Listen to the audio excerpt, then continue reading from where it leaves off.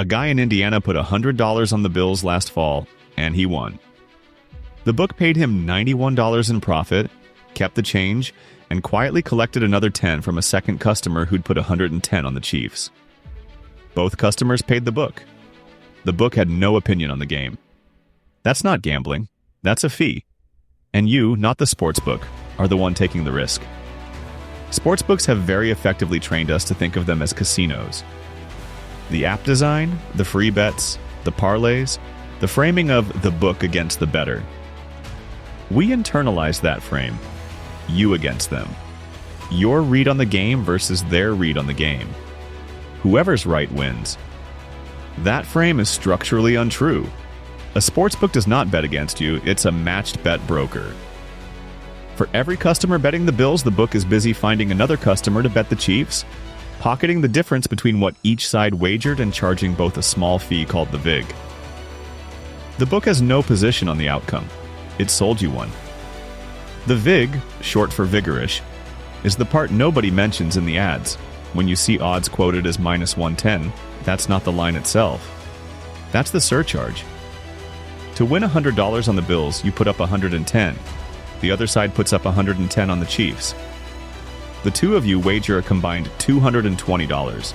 The winner takes home $210. The book keeps $10 every single time, regardless of who covered. $10 on $220 wagered.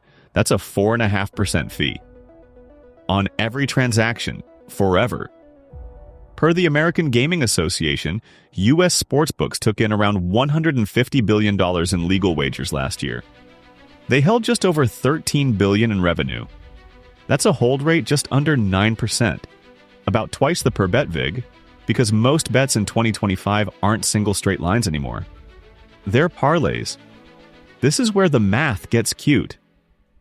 A parlay is a bundle of bets that all have to hit.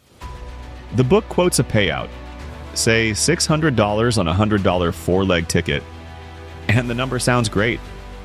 The number is also a lie. Each leg already has the vig baked in and parlays compound. 4 legs, each shaved from a fair 50-50 proposition, into a 47.75% proposition for the bettor. Stack 4 of those together, and the true expected payout drops to about 78 cents on the dollar. The book quotes 600. A vig-free book would have to quote about 770. That gap is not luck. That gap is what the sportsbook actually sells. You can see this in DraftKings' own filings. In 2024, they reported a parlay hold rate around 30%.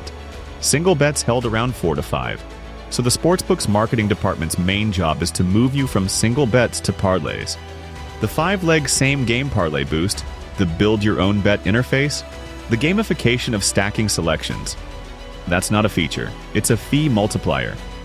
Then there are the promos. Bet $5, get $200. The no-sweat first bet.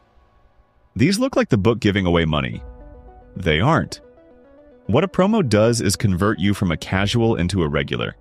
The conversion math is rigorous. The book knows the average user, once funneled in, will bet about $1,000 in their first year. At a 9% hold, that's $90 of expected revenue per converted user. The book is happy to spend $40 or $50 up front to get you in the door. The money you won wasn't won. It was spent on you with interest. Now, before you say, but I won my last 3 bets, yes, variance exists. Some bettors win in a week, some bettors win in a season, some bettors hit a 5-leg parlay and post the screenshot. The hold rate is a long-run number, not a per-bet number. What the math tells you is the expected value, not the outcome. You can flip a fair coin and watch it land heads 10 times in a row. That doesn't make the coin biased. What makes sportsbooks different from a fair coin is that a fair coin doesn't take a fee for letting you flip it. A profitable bettor's edge against the closing line, the most efficient version of the line the book offers, right before kickoff, has to clear the 4.5% vig before they start making money. The bettors who clear that bar consistently exist. They're called sharps. Their accounts get limited or banned within months. The book is not in the business of letting sharps clean it out. It's in the business of selling fees to recreational players who think they have an edge. So if you're going to bet, 3 things actually change the math. Shop lines. Different books quote different VIGs, and the difference compounds over a year. Avoid parlays, or at minimum know exactly what you're paying to play one. Bet a fixed unit size as a fraction of a bankroll you can absorb losing. Not because it wins more often, but because it bounds the damage of variance.